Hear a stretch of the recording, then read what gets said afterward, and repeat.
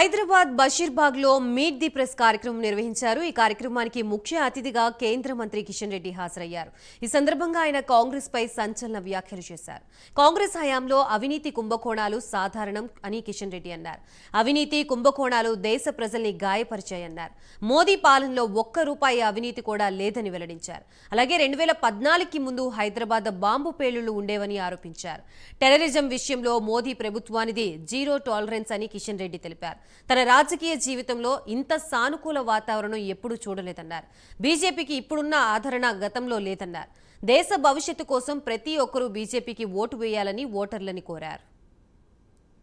మన భవిష్యత్తు కోసం, మన దేశ భవిష్యత్తు కోసం, దేశ అభివృద్ధి కోసం, దేశ గౌరవం కోసం ఓటు వేయాల్సిందిగా నేను ముందుగా అందరినీ కోరుతా ఉన్నాను.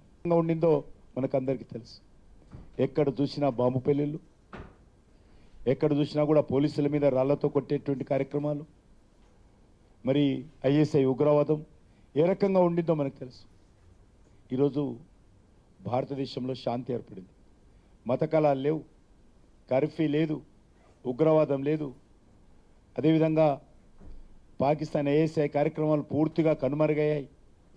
ప్రజలందరూ కూడా ఈరోజు శాంతిని కోరుకుంటున్నారు. ఈరోజు ఎక్కడ చూసినా కూడా పీస్ ఏర్పడింది. ఉద్రిక్త వాతావరణం లేవు. మనం చూసాము 2014 ముందు మన హైదరాబాద్ నగరంలో ఏ రకంగా బాంబు పేలుళ్లు జరిగాయి, బాంబేలో ఏ రకంగా బాంబు పేలుళ్లు జరిగాయి, ఏ రకంగా దేశంలో అన్ని ప్రాంతాలలో కూడా మరి ఏ రకంగా ఉండిందో మనకు తెలుసు. మరి దాన్ని ఈరోజు పూర్తిగా అరికట్టాం. మత కళాలు పూర్తిగా కనుమరుగయ్యాయి.